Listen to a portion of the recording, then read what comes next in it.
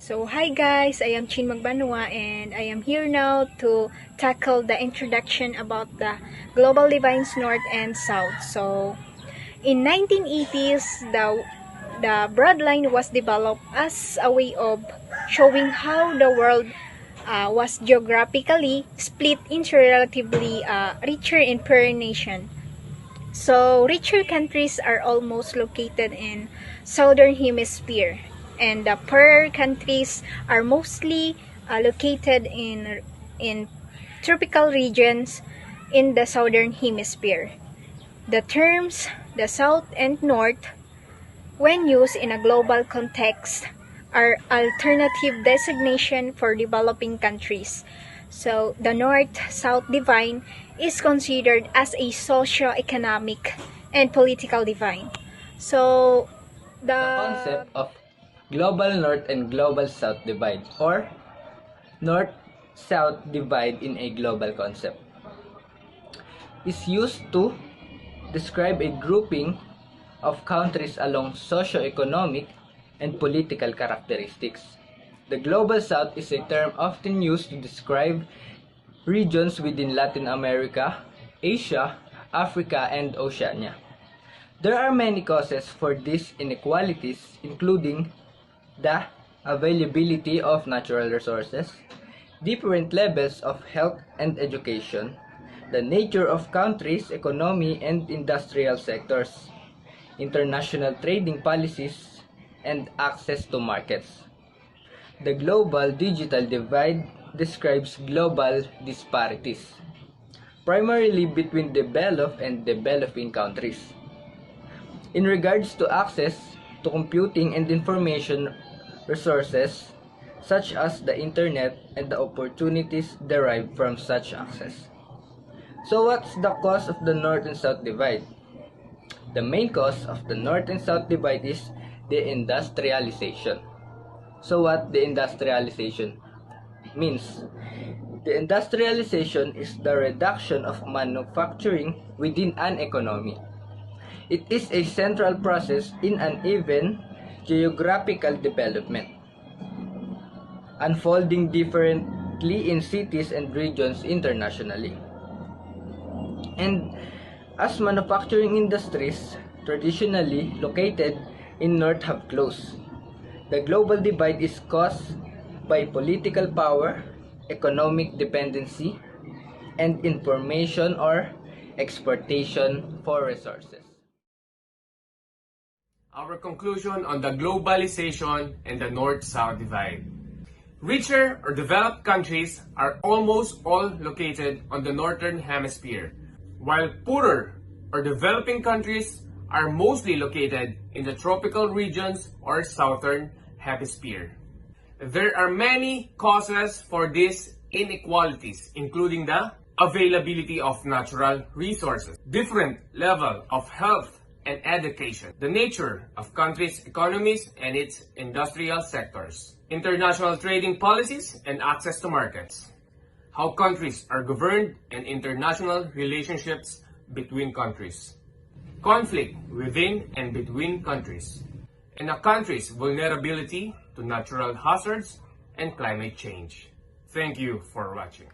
Hello everyone, my name is Arvin J.B. Machika, and I will discuss the global north. What is the global north? The global north does not refer to a geographic region in any traditional sense, but rather to the relative power and wealth of countries. In this strict part of the world, the chapter in this section explored the construction and complexity of gender within the global north, particularly the United States, Canada, and Belgium. To do so, we first consider how the global North and South divide come to exist in the popular imagination. However, we should note that although the global North is on the whole powerful and wealthy, it is not monolithic societies. Within it are internally stratified and diverse, such that not everyone in the global North is rich and powerful. Hello everyone, my name is Dave A. Lazaro from Group 3. My report is all about global North problem. The problems in the global north is overconsumption and food waste, spread poverty, Ireland and UK especially, expensive healthcare, and increased rate of mental health problems. And also the problem in global north is about the COVID.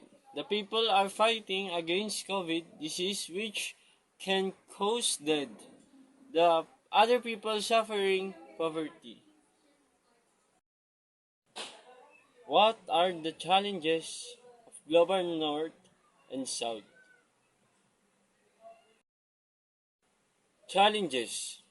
The currency of the north-south divide has been challenged on a number of grounds. Firstly, difference in the political, economic, and demographic makeup of countries tend to complement the idea of the monolithic South. Globalization has also challenged the nation of two distinct economic South is used to describe whose economies are not yet fully developed and which face challenges such as low per capita income, excessive unemployment, or maraming tambay, and lack of valuable capital. Everyone. My name is Jo Carlos D. Jesisora, and my topic is about Global South problem.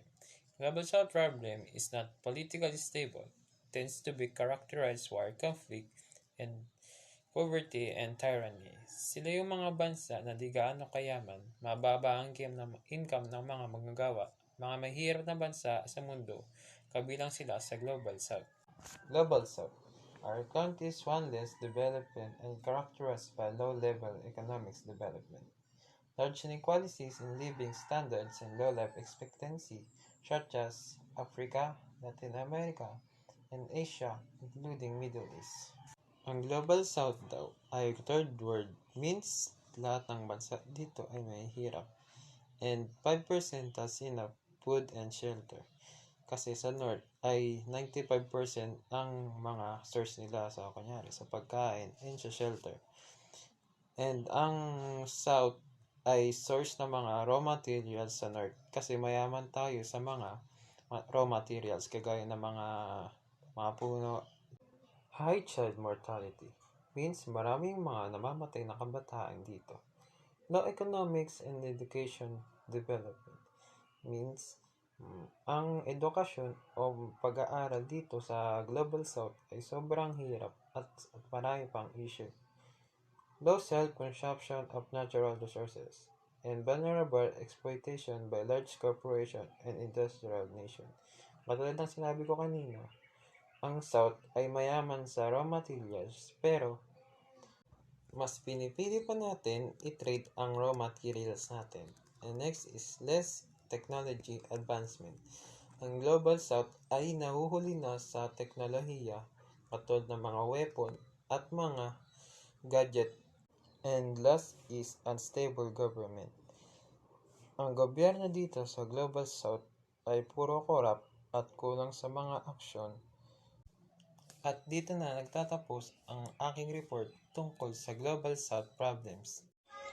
I'm Torres Charlie Revelado and I will discuss the global divides North and South. States are generally seen as a part of global North tend to be wealthier and less unequal with large, well-developed infrastructure as well advanced technology and well-advanced technology, manufacture, and energy. Industry Southern states are generally developed countries with younger institutions. Global South are those countries which are under the formation of development. They are also denoted as lower income countries. Global North are those countries that are developed and capable of transformation national economics. Ang mga estado, sa madaling salita na may papaliwanag ang mga bagay na ito, ang karakteristik ay ang mga estado ng karaniwang nakikita bilang bahagi ng Global North na may posibilidad na mas maging mayaman at hindi gaano kapantay sa malaki na sahod. Mahusay at binubuo ng struktura pati na rin ang mga advanced na teknolohiya, pagmamanapaktura at industriya at enerhiya. Ang mga estado ng Timog karaniwang umuunlad ng mga bansa na mas batang mga institusyon. Ang paninindig, ang pandaigdig Timog ay ang bansang nasa ilalim na bumubuo ng pag-unlad. Tinutukoy din na bilang mga bansa ay may mga bansang mababang kita. Ang Global North ay may mga taong mga bansang umuunlad at mga kakayahang baguhin ng mga pambansang ekonomiya. Describe a groupings of countries along socio-economic and political characteristics. The Global South is a term often used to identify regions within Latin American, Asia, Africa, and Oceania. It is one of a family of terms including Third World, and Periphery that denote regions outside Europe and North America. Most of these countries are low income and often politically, culturally marginalized. On one side of the divide, the other side being the countries of the Global North, often equated with developed countries. 1.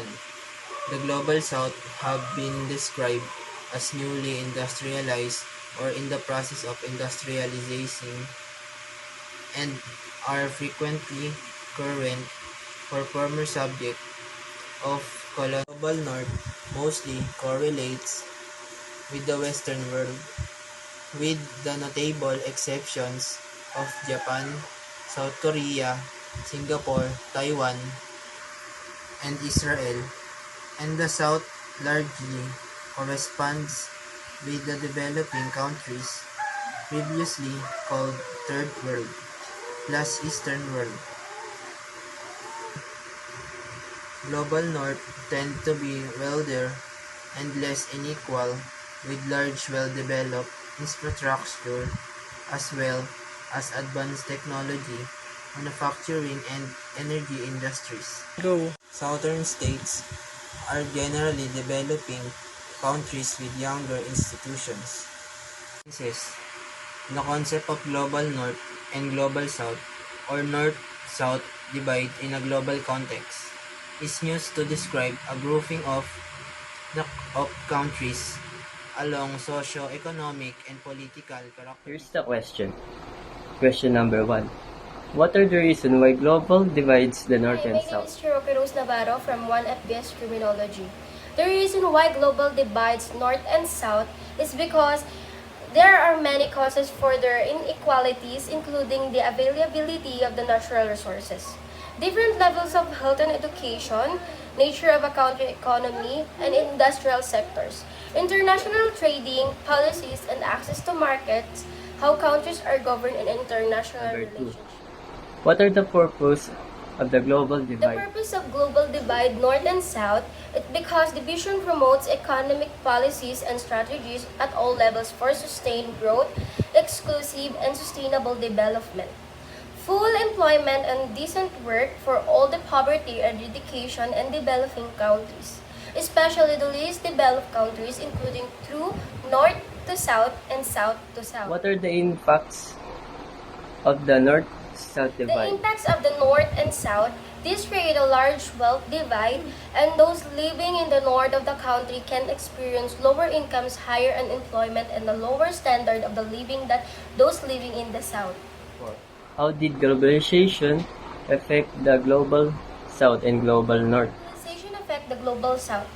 It because globalization has largely displaced the North-South divide as the theoretical underpinning of the development efforts of international institutions such as the IMF, World Bank, WTO, and various United Nations affiliated agencies.